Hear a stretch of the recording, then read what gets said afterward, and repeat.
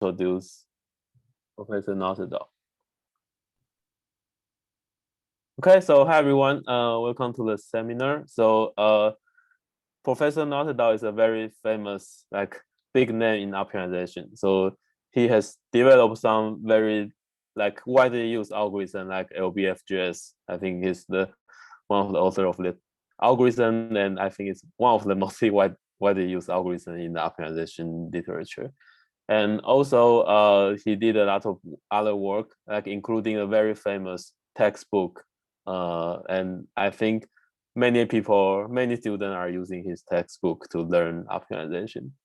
Also myself, I think I learned it 10 years ago using his textbook. Yeah. So we are very honored to have him talking about his recent work on derivative-free optimization today. So let's welcome Professor Nocedal for his talk. All right, thank you very much for the introduction. I'm going to do a summary of several papers we have written recently. And by the way, can you hear me clearly? Yeah. Okay. So in the last couple of years, we've written a few papers, a combination of authors, and here they are. They, of course, get a lot of credit for what has been done here. All right, so the problem of derivative-free optimization. You have an objective function phi, we're going to call it phi, whose derivative is just not available. Just to make it simple, we're going to suppose that phi is a smooth function, but what is very important is that we really cannot observe that smooth function. Every time we try to observe it, we get a noisy version of it, and so we observe the function f, which is the smooth function plus some noise, which could be deterministic noise, or stochastic noise. So therefore, the actual problem we want to solve is to minimize the function phi while only observing f. And this, of course, is a typical black box setting that occurs in many applications. And one of the applications that is very fashionable right now in machine learning is hyperparameter tuning in neural networks. Derivative-free optimization, which I'm going to abbreviate from now on as DFO, it really has been studied quite a bit in the last 3 decades, but the emphasis has been sort of limited. Most of the work is on unconstrained problems, and most of the work is on noiseless settings. And something also remarkable about the field is that people were developing methods, but there was not enough numerical testing in order to try to show which approaches really were the most effective. This is until 2009, when Moret and Wild wrote a very important paper that demystified many methods. There's something called the Nelder-Mead method and pattern search methods. People had devoted years to these algorithms, and that paper showed what we all suspected, and that is that methods of this type are simply not competitive. In fact, what they found out is that what I'm going to call interpolation-based trust region methods won in their numerical experiments, which were for smooth and non-smooth functions and also noisy objectives.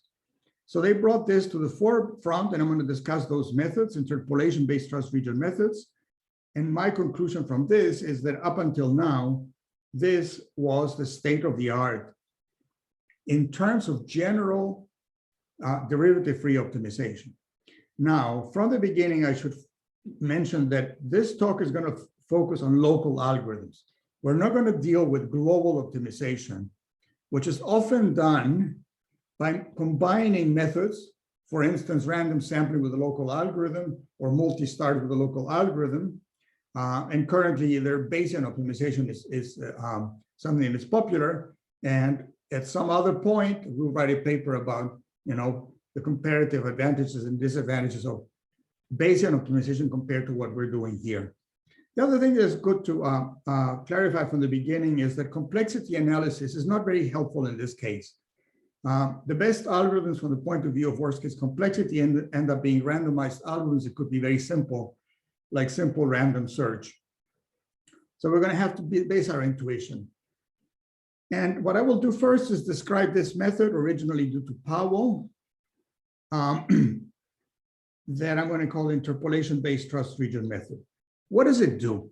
Well, you sample your function and you sample the space and you obtain function values at different points.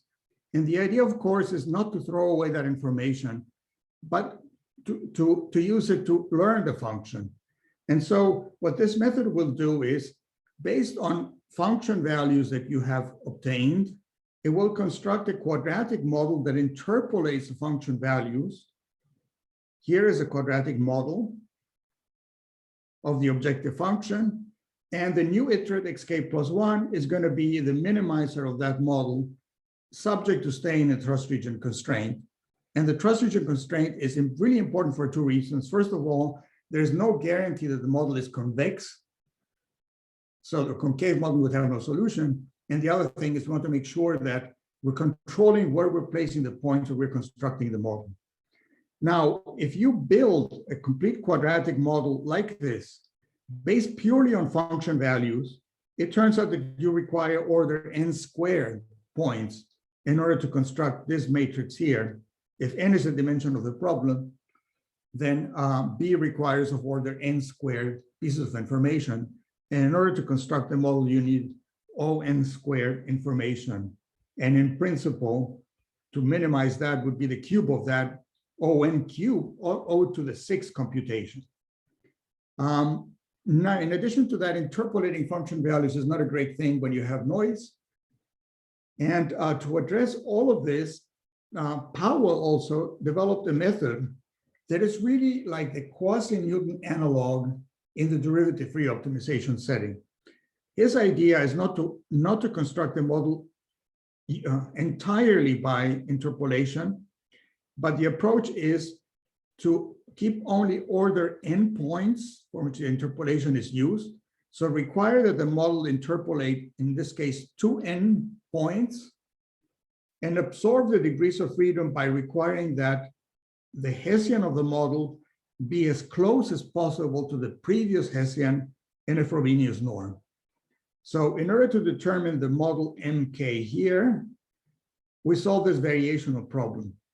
Find the matrix B and the gradient G such that we interpolate 2n function values and the matrix changes as little as possible with respect to the previous Hessian approximation that you have.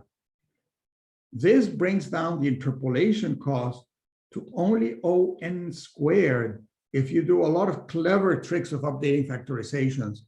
And this is a lot better than the n to the 6th that we mentioned right there.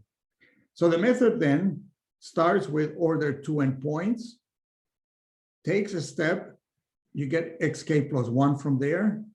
Let's say it's here. And then you have too many points. So what you do is you remove an old point, maybe one that is too far away, and then you maintain 2n points and keep updating and repeating this process over and over. This is, I consider, an elegant approach, but it has some drawbacks. First of all, the interpolation points tend to lie on a subspace. This is very typical of optimization. If you want to solve an n-dimensional problem, your algorithm does not explore the n-dimensional space. It goes on a subspace towards the solution. And if you have points that lie on a lower dimensional subspace, the interpolation problem becomes ill-defined. Therefore, it's necessary to spread out the points. You're generating points that tend to cluster in a subspace. At some point, you have to sort of spread them out at an additional cost in order to be able to have a stable model that you can interpolate. Also, in order to achieve a complexity of order n squared cost requires a really complex implementation that almost nobody understands how to do. There's a code by Powell, and some other people use it, other people have reproduced that. But there is also a question of numerical stability that is very, very difficult to achieve. So that is a disadvantage because the code is written in Fortran. And so in addition to the algorithmic difficulty, a lot of people don't read Fortran these days, and the code becomes almost impenetrable, right? The code is called new, UOR, and there are variants of this code that Powell has. Although Powell passed away, his students have maintained the codes. They're used, we use them. They're really excellent codes. Now, another disadvantage of this approach is to generalize them to general constraints is not easily done.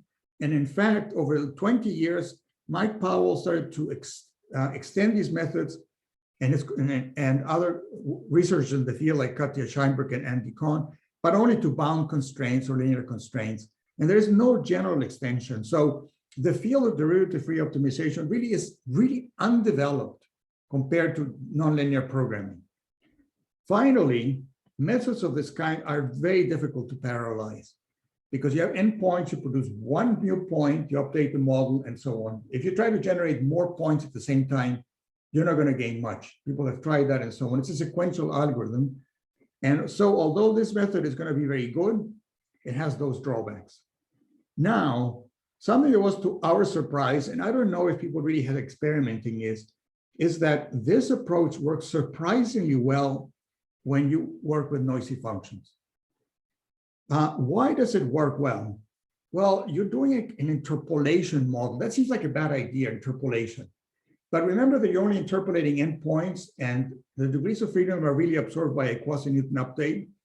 So the key idea in this is that the points are spread out. Here, the points of interpolations are clustered. But if you have a trust region and you generated points for interpolation, you're only going to reduce this trust region if you feel that you have sort of make sufficient progress. You will only reduce the trust region and generate points here if you're very confident that you have really done the best that you could. Because one of the problems that you have with noisy function evaluations is that if you make the trust region too small compared to the noise, then you're going to be interpolating noise. You should never have a trust region that's smaller than the noise of the problem guarantees. So in these methods, you start with a large trust region, and the trust region is going to be shrinking as you progress. It will start shrinking, but not too quickly. Powell proposes the use of two trust regions. There is an inner and an outer trust region, and the inner trust region prevents you from decreasing things too quickly. So this is a very general explanation. An analysis of why this method works well with noise is something work in the making. There is analysis of these algorithms by Scheinberg and her collaborators, but that work establishes results in probability and expectation. And in fact, you really want deterministic kind of results for these methods because the methods will work with noise. So that analysis really does not explain why the methods work as well as they should. Now, in spite of the fact that this approach is one that I respect very much, I really want to find an alternative because of the points I mentioned, not parallelizable, not easily extendable. So let's step back. How would you do derivative-free optimization? You explore the space and you get function values. Well, the first thing is, let's not be dumb, evaluate function values, take a new step and forget all the information that we have. So one requirement is that we should remember and incorporate past information.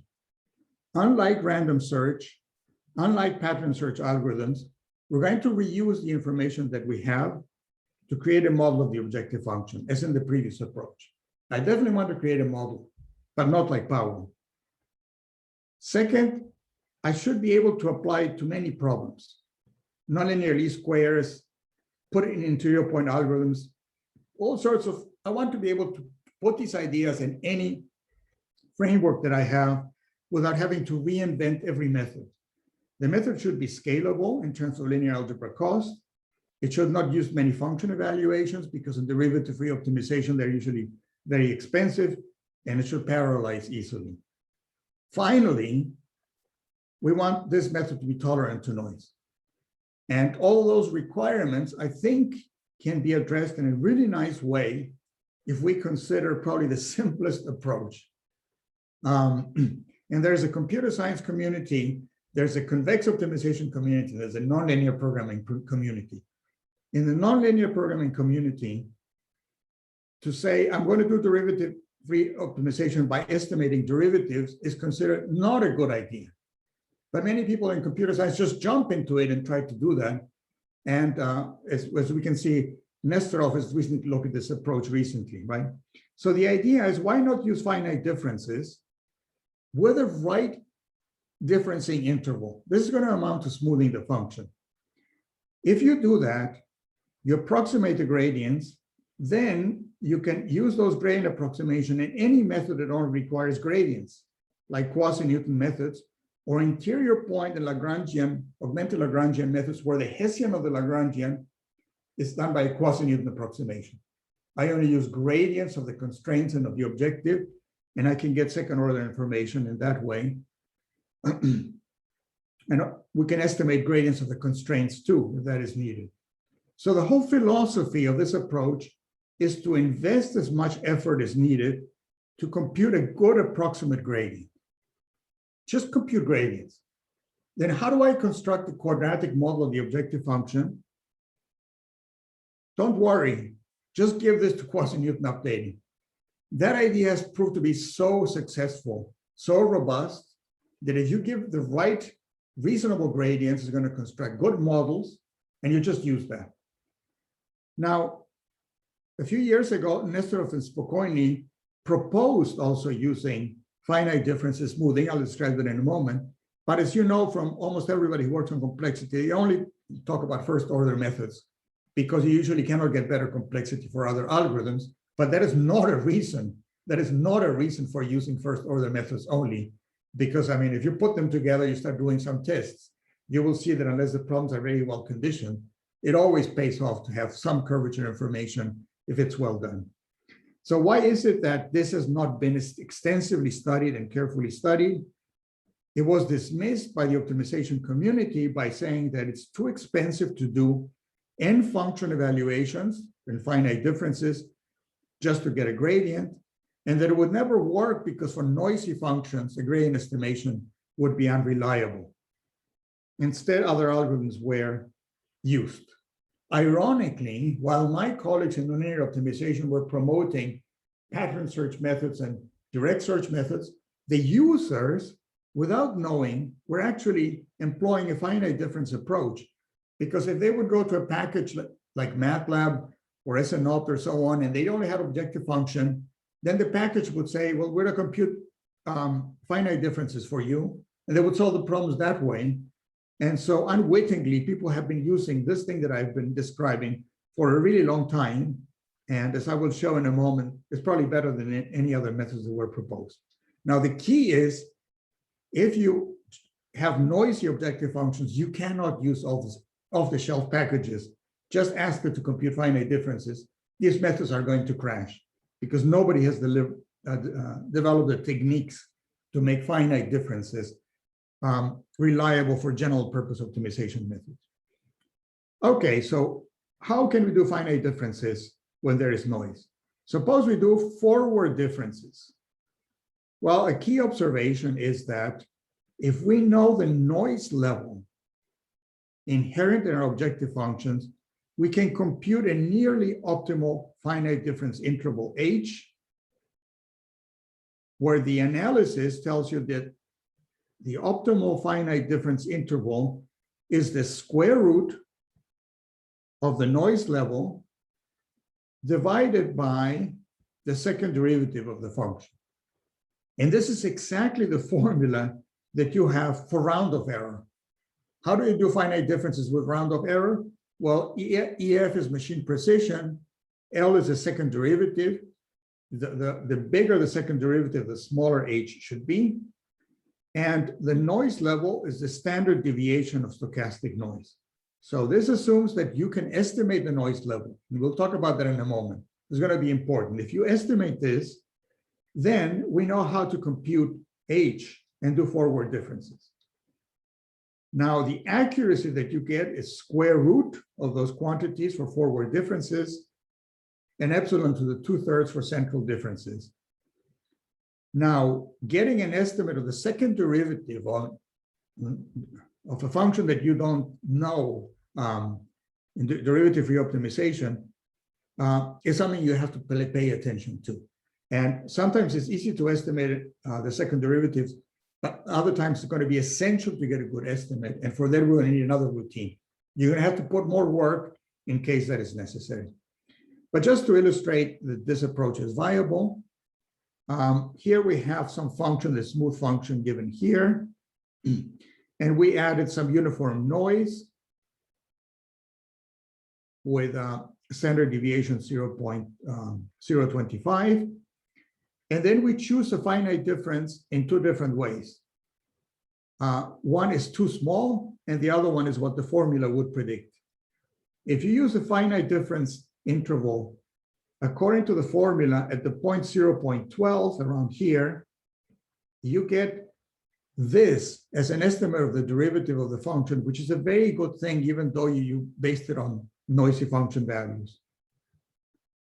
If you use a too small finite difference interval, it is possible that you're going to lead into a situation where you're just differentiating noise. And this slope here has nothing to do with the true slope of the objective function. So this is going to make a method based on finite differences useless. You're going to get wrong gradients. You're not going to converge close to the solution.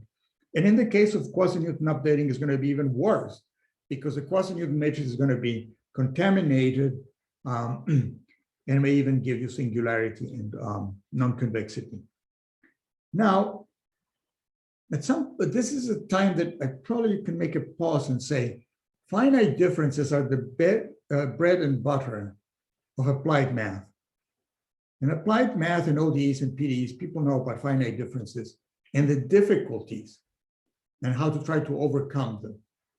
I have to stress that in the optimization setting, finite difference approximations are not as difficult because when you're solving a differential equation and you're making errors, the errors accumulate. Whereas in an optimization algorithm, if you compute a gradient that's not quite right, you can recover at the next iteration.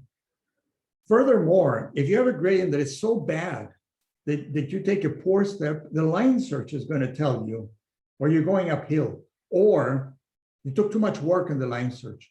So there are going to be diagnostics that are going to tell you, there's probably time to go and review your finite difference interval. Maybe your noise estimation has to be repeated, or your formula has to be corrected. So because of this, I'm very optimistic about this approach.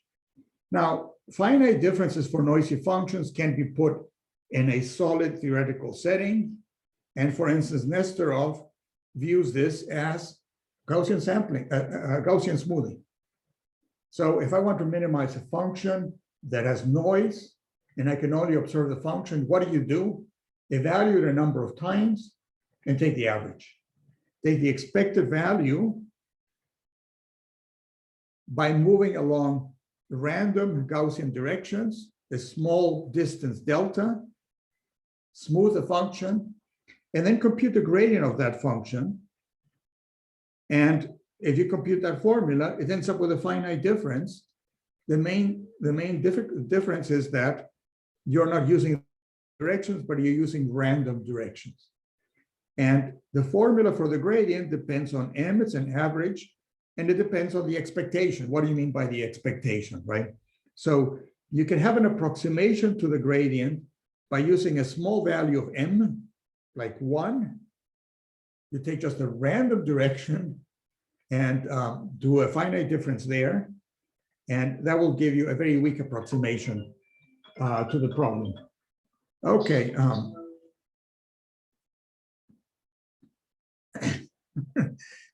My granddaughter just called. Where were we? Oh, but you're going to use a larger value of m, and it's going to give you an increasingly better approximation to the derivative. So according to Nesterov, what is the algorithm? Well, a derivative-free optimization algorithm is a derivative-free optimization algorithm. You compute an approximate gradient by Gaussian smoothing, you move a certain direction. In those cases that are based on complexity, the step length is usually assumed to be known, one of the Lipschitz constant. And this paper by Nesterov and Spokony is really impressive because they prove that for methods of this kind, they can have convergence and complexity results for non-smooth problems and for convex problems, for weakly convex problems. It's just beautiful theory there. But this method will always lose against finite differences because if you take random directions, they may fall in a subspace. So they are better for the worst case analysis, but it's unlikely to do better than a finite difference approach in practice. Okay, so let's see if it's true that you can do finite differences using the right finite differencing interval and solve a bunch of problems in different settings. So why don't we do some experiments before we do more philosophizing or before we do any theory? So how about if we do some experiments where we just put finite differences in LBFGS and compare it with a code of Mike Powell that uses that model interpolation approach, the really sophisticated code. Why don't we look at nonlinear least squares, take an old code that does Levenberg-Marquardt for nonlinear least squares, put finite differences there for noisy problems, and compare it to the most recent incarnation of these Powell type codes, which is called DFO-LS, developed by Roberts and Curtis. And let's compare a finite difference version of our code Nitro. And we're not going to use the most powerful. We're going to use the least powerful version of our code, the sequential quadratic programming approach, not the interior point approach. Put finite differences in there with the noisy estimate of the finite difference interval and compare it with a problem that can deal with constraints developed by Powell some time ago. And I am going to summarize the results later in words because you don't want to see tons of tables of results when I can give you a summary. I will just show you how this whole thing works. So how would a finite difference, noisy finite difference BFGS method work? Well, first, find an estimate of the noise level of the function. With that, you compute a finite differencing interval using this formula here. Now that assumes also that you know L. I didn't put it here. But let's assume that we know an estimate of the second derivative of the function. And by the way, it's not so delicate because you're taking the square root of it. Then you compute a finite difference gradient, give the gradients to a quasi-Newton algorithm. It develops a search direction. And with that, you can update the quasi-Newton matrix. And that gives you an iteration of this form. And the step length alpha k is not something that you guess, but you construct through a line search procedure that provides sufficient decrease, ensures that you decrease the objective function sufficiently, and that the gradient of the objective increases somewhat so that you can do interpolation for quasi-Newton that gives you a positive definite model. Now, you're never going to be sure the finite difference approximation is going to be correct. You may get the noise estimation wrong. You may get the second derivative of L wrong. So therefore, a method like this has to have a corrective procedure. Whenever the line search fails, you should be able to go back and re-estimate things. And we have that in the paper. I'm not putting it here. It's sort of common sense, but a little bit sophisticated. But the algorithm has that procedure, right? You try to do as best as possible to get a finite difference interval, but you use the outer iteration. So the line search plays a dual role. It determines the length, how far you go, and it also determines if your finite difference interval is good. Because if I'm taking steps on a nonlinear problem and the unit step length satisfies my line search conditions, means that I have a direction which is well scaled and probably good direction. Unit step lengths all the time. If alpha k is chosen to be equal to 1 most of the time, then that's going to be great. Not 1 over L. 1 over L is the most pessimistic estimate that you have. It's good for complexity analysis, but could be very short, right? So now you have a well-scaled direction, so 1 will give you that, and you have those diagnostics and things will work. Now the problem is that, how do you know the quasi-Newton updating is stable? And I'll talk about that in a little bit. Now, what are we doing? Can you really do this? Because quasi-Newton is not a Markov process. Complexity results and noisy optimization is full of algorithms that are Markov processes, and you can actually understand them and analyze them. But if you have a history, then things become very sophisticated. So first of all, are we interpolating function values? Well, yes, we are, to get the finite difference approximation. But we do that carefully by smoothing. We interpolate that and make sure that you're not interpolating too closely. The main ingredient after that is quasi-Newton interpolates gradients. After you get gradient estimations, the quasi-Newton model here is one that interpolates function and gradient information at a point and the gradient information at another point. So quasi-Newton constructs quadratic modes by, as you go along, updating a quadratic interpolation of the problem, interpolates the gradients. Now, the great thing about doing quasi-Newton is that it has a modest linear algebra cost. ON operations, unlike the ON squared of the Powell approach. The sampling of the points is always in an orthogonal set, finite differences, so you don't have to worry about the geometry. The methods will just work. And the gradient evaluation parallelizes easily if you do finite differences. The other thing is that quasi-Newton updating is an overwriting process. If you have inconsistencies, it produces no problems. If you give the function information along a direction, and then along the same direction you give it different information, it will just use the last one, the latest one. It will not try to respect both, to make them compatible. So it's an overriding process, and that's sort of the key to its stability, and it works well. Now, so what am I doing? Something very uninspired. Quasi-Newton methods existed, finite differences existed. All we do is be careful with a computation of the finite difference approximation. Why am I doing this? Why don't we do something more imaginative? Why do quasi-Newton updating? Well, I mean, I can tell you that we tried to do something better. We tried to do regression-based quasi-Newton algorithms. And we worked on that for quite a while. And we could never get to develop an algorithm that would scale up and would have a limited memory version of it. So we failed to do variants of quasi-Newton, and going back to BFGS is the result of having tried everything we could. Someone may be more clever and may be able to find a whole family of quasi-Newton methods that is suitable to work with noisy functions, that is better than what we're doing here.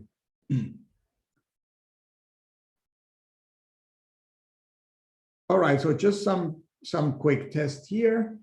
So, Yeah. Professor Nocedal, there's a question. So, do you want to answer in the end, or you know? Go ahead. Better. So, yeah. So, Hanqing, you have a question. So maybe let me just say the question. So, do Hanqing Tsai have the question? Do you re-estimate the noise every iteration, or only after line search failed? I think it's about, yeah. Only after line search fails. Okay. It would be too expensive to do it at every iteration. And now that's going to depend on the problem, right? Is the noise sort of uniform, can be reliable? But right now in our experiments, we estimate it usually at the beginning, and then we have to do it a few more times, and that's it. Mm-hmm. And the noise estimation, we use a procedure developed by Moore Enright called EC noise. So what's the query cost for the noise estimation procedure? Is it comparable to gradient estimation, or? We use 7 function evaluations. Okay, it's very, very few. Together with a very clever technique of Hamming that takes these 7 function values, takes difference of the function values, differences of the differences. If you keep differencing, the noise comes out from there. Mm-hmm. This is a little bit of a heuristic. 7 points are enough. So it costs us 7 function evaluations to do that. Okay. So we can afford to do that more. Yeah, thanks.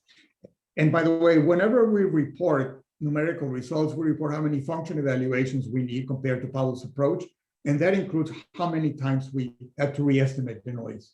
It is factored into the cost of the algorithm. Okay, so just a bunch of experiments. suppose we can have additive noise or multiplicative noise. We're going to put uniform noise, which is very small or large, in just standard problems, just add noise. That's what we did with these experiments. And I will only show one table here. So in this table, we're comparing the method of Mike Powell, NIOA, and a finite difference implementation of BFGS. And what we do is we report what we call log ratio profiles that I really recommend. It does the following. For every problem, you see how many function evaluations did one method take and how many function evaluations did the other method take. If the method on top is better, this ratio is less than 1, and the log is negative. So in this case, I'm going to have a negative for that problem. I'm going to have a negative value. If this method took more function evaluations than that method, then I'm going to have a positive value for that number. So for every problem, I compare this ratio and then sort it in an increasing number to give me these profiles. And then what you can see is that whoever has the larger area is the method that works the best. So in this case, you see that this is the log ratio profile. It's doing better than Powell's approach. For forward differences, this is forward differences, this is central differences. If you use central differences, then it's too expensive. Just duplicating the number of function evaluations puts you over where you are. But this is remarkable because, by the way, this is the noiseless setting. I said I was going to put noise, but I didn't say that the first experiments we do are without noise. And in this case, the Powell approach is not better than doing finite differences. So the users who were just taking a package that was doing quasi-Newton with finite differences were doing better than those who were looking at the experts in nonlinear optimization and downloaded a package that did pattern search methods or something else. It's just better, according to us, for this model of noise, and we have to see other things. Now, what is really interesting is to have noisy problems. And so what is also interesting is to say, well, can you really generalize your approach? We looked at nonlinear least squares problems. This is the most common unconstrained problem, is nonlinear least squares. The objective function is the sum of the squares of residuals, and we assume that each residual has some error, has some noise. So therefore, the true objective that you have no longer has additive noise because you're squaring these RIs, and you have a nonlinear least squares problem that has that sort of multiplicative noise. And I mentioned that Curtis and Roberts has what is at present the best algorithm for doing this. They follow the Powell approach. They create a quadratic model that they minimize in a trust region. But since it's nonlinear least squares, they say, well, what is the best thing for nonlinear least squares? Gauss-Newton. You can get the second order approximation to the second derivative by taking the Jacobian transpose, and Jacobian only requires first order information. So what they do is they obtain an approximation to the Jacobian by linear interpolation. They have a bunch of function values, and they construct a plane, a linear interpolant that gives an approximation to the Jacobian, and with that you can produce the whole model.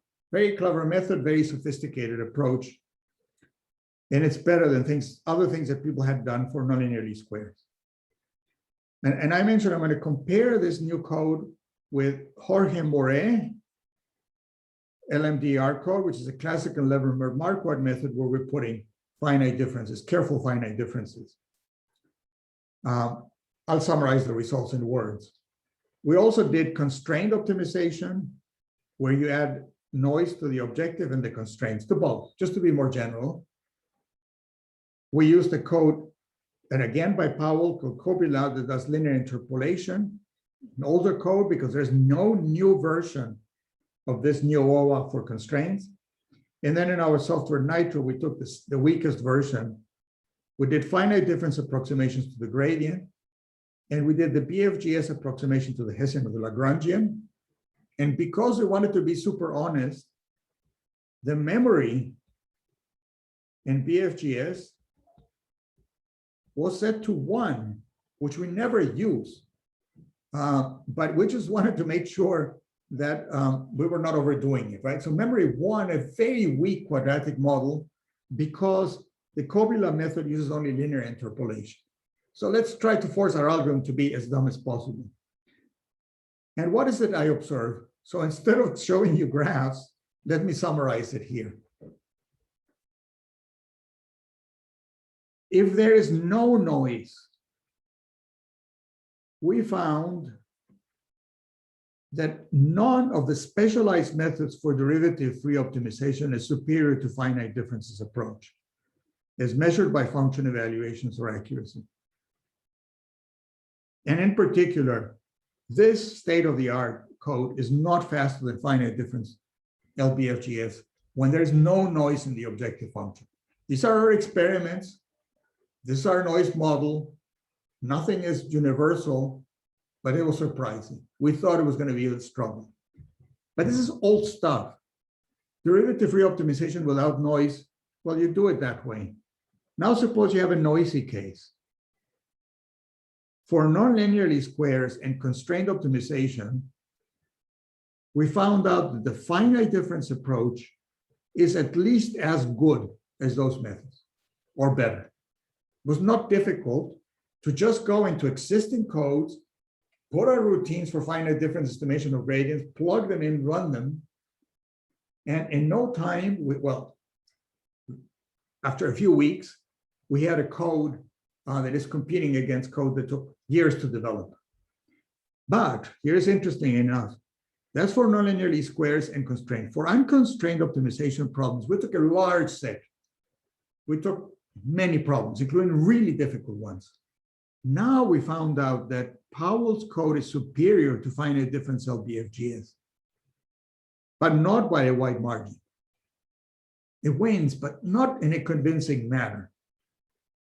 It has fewer function evaluations, it gets higher accuracy. And an open research question is, how difficult is to bridge that gap and make the finite difference approach just as good? Well, the students that I showed you there at the beginning, they're cheerful, they're all smiling because they're working on this topic.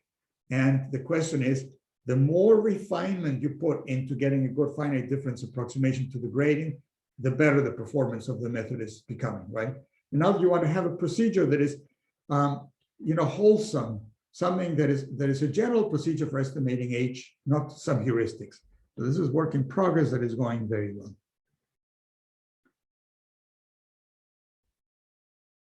That is sort of the practice, and I'm not going to spend a lot of time in theory because it's complicated, but I want to spend some time explaining to you what the analysis that did is with pictures, just intuition.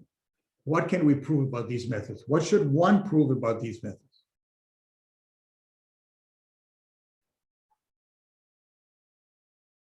We cannot proceed sort of heuristically. We need a theoretical foundation for methods that estimate gradients for finite differences by smoothing.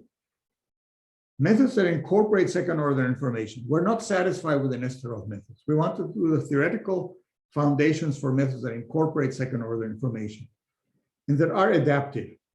So we want to analyze also the effect of recovering. What is the ultimate goal of the analysis? We want to establish convergence, well, not to the solution because the problem has noise, but to a neighborhood of the solution determined by the level of noise in the problem. You want to know that you can get as much as it's possible. And we want the algorithm to identify the algorithmic components that need to change. You cannot just use everything exactly the same. You will see that with BFGS. We did actually a small change in the algorithm in order to get these results. So for instance, there was some lengthening to stabilizing BFGS. And if you have constrained optimization where you have a merit function and a merit parameter, you have to write a noise tolerant formula for updating the penalty parameter.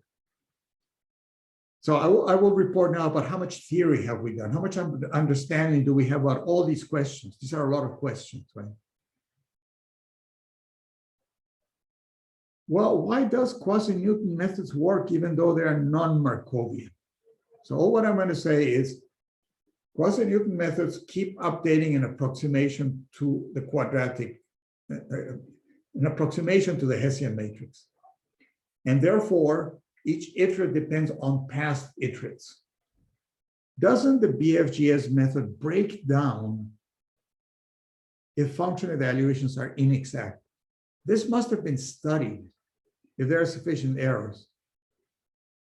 But to my knowledge, there was no such investigation because not so simple, in fact. There are papers, but they don't really address the problem that we want. Some of them assume that noise can be decreased at will, goes to zero. Other ones are purely local. Now, if you need to stabilize it, how do you do that? So what we did is we took a model and we assumed that there are bounded errors in the function and gradient evaluation.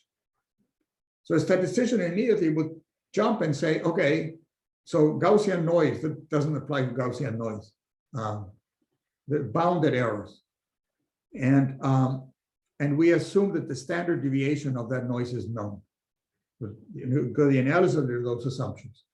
And why do I feel that this is not a waste of time? Because if you have Gaussian noise, it's going to be very difficult to prove anything deterministically. But it's not going to be difficult to prove that in high probability, right? If you can control behavior of tails, then you're going to be able to express results, but they're going to be very complicated. So how about if we first understand the case where the noise is bounded, because that's going to be already by itself challenging, right? So we'll produce a modification of the algorithm, which will just take it a little bit. Okay, now the intuition is this. If you take an established method, this is an established method for non-smooth optimization.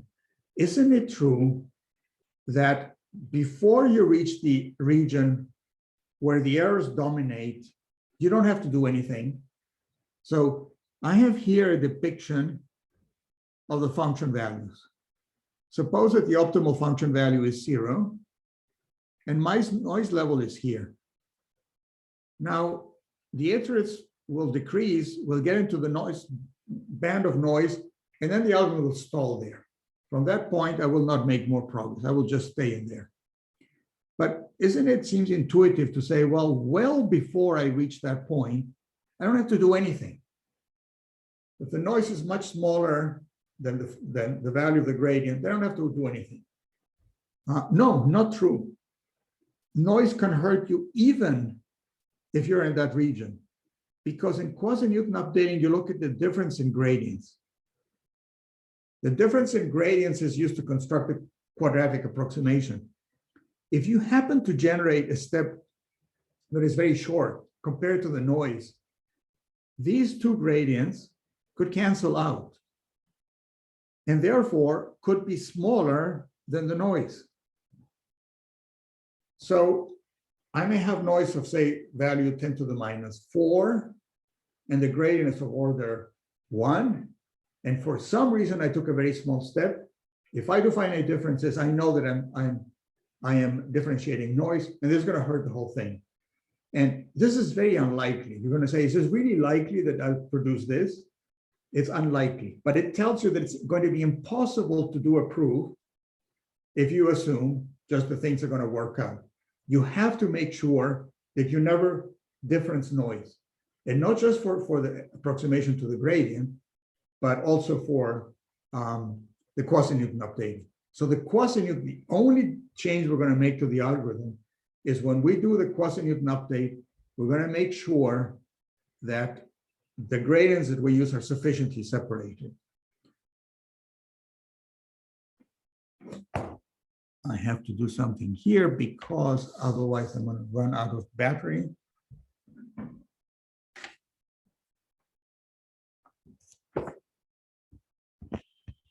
Oh, we're almost out of time. Okay. I'll show you one theorem and and then we click. Maybe it was not necessary to do that. Well, if you don't do anything, this is the condition number of the problem. You do quasi-Newton on noisy problems, and you look at the condition number, it explodes. And it was the reason why people say, I cannot take standard codes, apply them to noisy functions and do anything. Do the standard finite difference formulas. The matrices, the condition number of the matrices it generates explodes. And in fact, with our modification to ensure that the quasi-Newton updating spacing, we will achieve the following. We did experiments with intermittent noise, which means that we put noise and then there's no noise, and then we put noise again and there's noise. And this could happen, for instance, when you have computational noise. Sometimes you get good computation, sometimes not. But this can really fool an algorithm. So if you have intermittent noise, you should be able to get to the solution, because when you get noise, you get stuck. But once the noise disappears, you make progress. Then you get stuck. Once the noise disappears, you make progress, right? So this was a test for us to see if we could find a really robust quasi-Newton updating formula that would not just degenerate and you could not recover. So what I have here in green is the standard, the classical algorithm.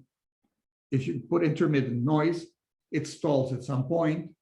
And with the modification that we proposed, you're going to get high accuracy in the solution. What you just see is that it plateaus whenever it's getting to the noise level. And some other interesting things happen there. Okay, I'm going to finish just by writing a theorem here. This quasi-Newton analysis is not simple. But fortunately, some really good results have been established. Okay, so what can we prove about a noisy finite difference LBFGS methods? Before the iterates enter the region where errors dominate the gradient, the true function values are going to converge at an R linear rate to a neighborhood of the solution. N is a neighborhood where the gradient of the true objective function is greater than the noise level. Noise level in F in the function, noise level in the gradient. And there are some constants there. So before I destroy my presentation,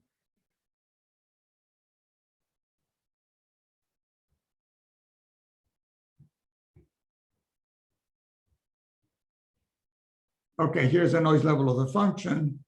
When the iterates are over here, they're going to be converging to this neighborhood at a linear rate. The decrease of the function value decreases linearly, rho is less than 1, but you cannot get to the solution, you get to 2 epsilon, and you're converging to that at that rate. We can also show that once the iterates, let me draw it better. Here is 0. Here's the noise level epsilon.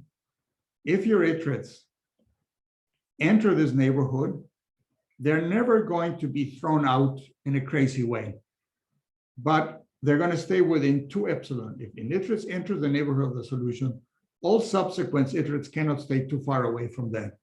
Meaning, we have a quasi-Newton algorithm that when it enters the noise region, it cannot make any more progress, but the quasi-Newton approximation does not degenerate. If we allow it to degenerate, it can produce wild steps. And so that's where we are. We're putting code in Python, and people can experiment with this. And thank you very much for your attention. Yeah, thank you very much for the talk. So we have few questions in the box. So maybe I can just unmute you to ask. So Hanqing Cai, you have some. Are we assuming some kind of noise model for all points? Yes. So it seems like you only estimated the variance of noise once a while, right? So To me, it seems like you are assuming a fixed noise model for all the points. So it's Yeah. assuming Gaussian noise. Is that right? That's right. So we've done analysis on the simplest possible situation. Yeah. And that was already hard enough. Yeah. I wonder if the additive noise is adversarial. Do you have any idea how you may able to handle that? No. And of course, that's something we really want to look at. And we want to see what is the best thing to do in that case. I think all methods that I know are going to suffer, right? No, we have not looked into that. Okay. Definitely want to look into this at some point. Thank you. And it's going to be costly for sure, right? Because you're talking about something intrinsically complex. And to defend yourself against something intrinsically complex is going to be much more costly, right? Our recent work with Professor Yin actually allows adversary noise in the oracle, but we are assuming a compressible gradient, so it's not entirely the same situation. I've seen your papers on Soro, right? Didn't you call it Soro? Yes. Yeah, so you use this model, compressive sensing. You make some assumptions, right? Statistical assumptions. Right. Yeah, that's very interesting. And I know that my students are going to be meeting with you guys sometime soon, right? I think it was April 20th, if I remember. Yeah. So there should be more discussion there. This topic is a good one. This is a good topic. And you have the Bayesian optimization people also getting into this act, right? So there are many channels of this. Noise estimation is the main thing we want to focus next. We're talking to statisticians about that and want to know what do people know about noise estimation. But also we want to find out what are realistic applications, right? And you have one about adversarial noise. By the way, our work is motivated by computational math. Right. People are solving PDEs or other simulations. And inside those programs, there is another simulation inside. And that is not done exactly. And that can vary from point to point. And so the errors are relatively small. And that was what motivated this work. Because we don't have stochastic noise models that are driving this now. We don't have good applications. We have tons of good applications in applied math. Actually, I have another question, not for your work, but you mentioned for SPSA, if you use the forward difference or central difference, the theoretical difference, of course. In our experience, at least for those problems we test so far, I didn't see much performance difference by using either central difference or forward difference. Just wonder, on your side, do you have any experience to see, like in the real world problem, does the central difference or forward difference of SPSA make any real difference besides it doubles the number of corollary, of course?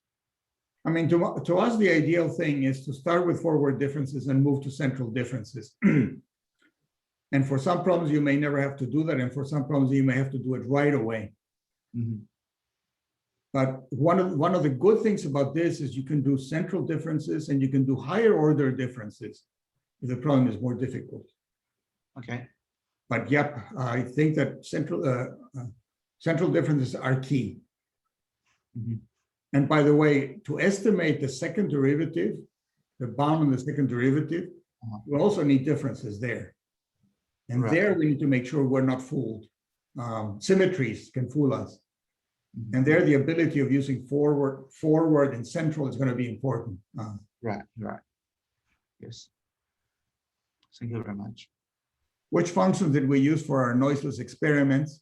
We took standard problems from the Qt collection and added uniform noise. How to define the problem in x-axis here if it is dimension related? I think it's the figure they are.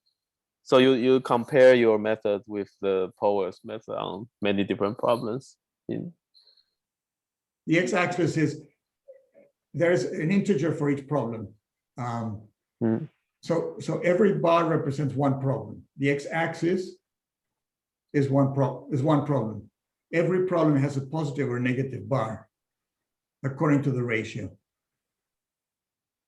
But the problems are not ordered are ordered according to these ratios, right? So the x-axis means the number of problems that we tested. Okay. Yeah, I went a little bit fast, but I actually recommend those log profiles. I think Dolan-Moret profiles can sometimes really mislead you. In any case, we're not going to get into them. Yeah, I think it's a good way to compare how many problems and then summarize into a single figure. Yeah. Yep, exactly. If you set up the stop tolerance to wrong, and so I don't know, it gives you just one number. It tells you who wins. Yeah. Who wins, and people then believe that too much. Whereas here you can see if you have a spike, you say, what about this particular problem, right? What about why is it so much worse? And then you go and study that problem. But that's when you're only comparing two codes. The good thing about the Dolan-Moret profiles is you have to compare 5 codes, right? That's when there's some strength in it. Yeah, thank you. So other questions? So you can, if you want to ask a question, you can raise your hand. Yeah, good. Yeah, quick question just regarding the slide set. Will it be made public in case we want to look over some more of the math? Definitely. In fact, the reason why I put slides that I did not cover is because I think it's a summary of our papers. So I will give it to whoever wants it. I can just send it to you and you can post them. Yeah, sounds good. Great, thank you.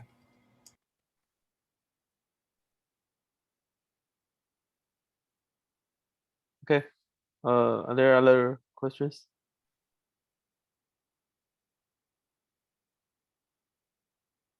Actually, one more question. Do we have any guarantees or upper bounds on these gradient estimates on how well they approximate the actual gradient or second order information? Yes, we do. And in fact, there in the slides, as I give some bounds, then bounds are well understood. Okay. They're a function of the noise level and of curvature of the problem. Okay, thank you. So if you know the noise level well, and you know the second derivative well, you're going to be able to take a very good step at that point, right? And then at the next point, if you know the noise level well, in the second, you're going to get a good point. So we know that it's going to be very good if you have all those quantities correctly specified. What happens if you get the noise level, you don't estimate it well? What happens if the second derivative is not very well estimated, right? Then you're going to have difficulties. Okay, thank you. And so it probably also gives us a upper bound on either how well the gradient or the curvature is estimated as well, right? Yeah. Okay. But let me just mention the following. Suppose that, am I still on video here? Can you still see me? Well, whoever is logged in. Yes.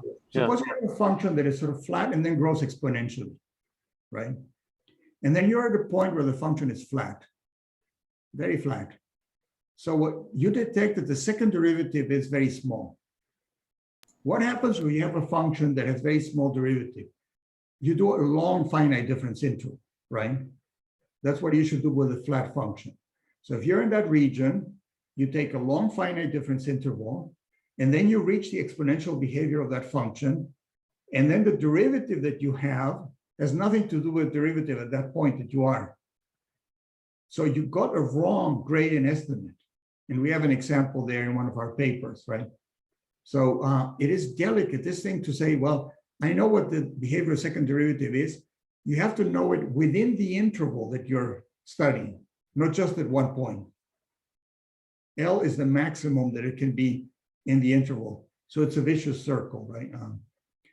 So that's yeah, go ahead. That's like the trust region, basically, that we can be inside, and so that kind of dictates the size of the step that we need to the length of the finite difference. Yep. And what my students are currently doing is an adaptive procedure to make sure that your estimate of the second derivative is correct, right?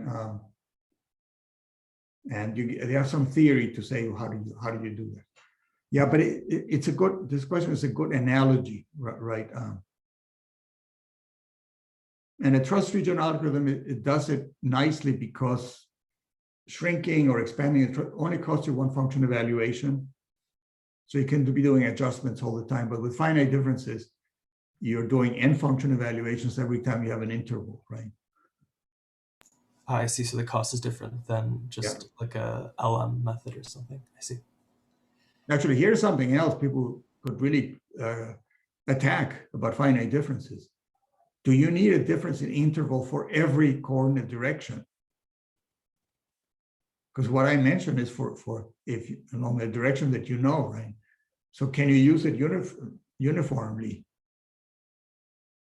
And there are two problems. If the noise is not homogeneous, you shouldn't use the same interval. Or the function changes too much along different directions, you shouldn't use the same finite difference interval.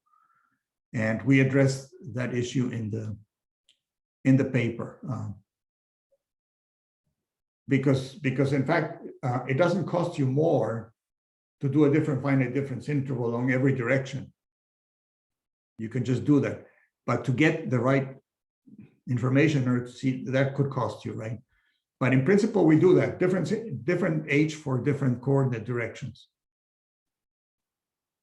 And once you get the scale of the problem, you normally can maintain it for a number of iterations because the scale of variable x1 and x2 has been sort of determined.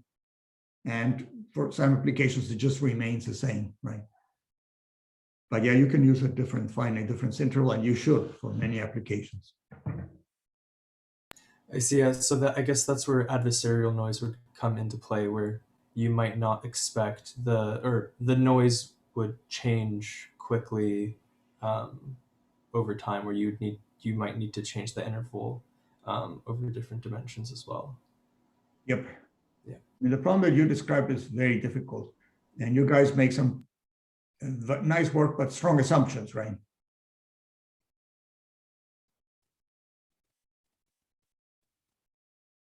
On compressibility, but I don't want to go over time.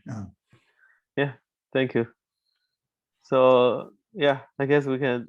We don't have more questions, so thank you, Nocedal, for the nice talk.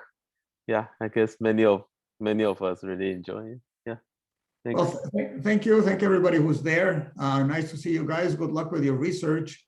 Enjoy the summer, the hopefully post-pandemic summer. Go out and stretch your legs and enjoy life, right? Okay. See you. Thank you. Bye. Thank you. Thank you. Bye.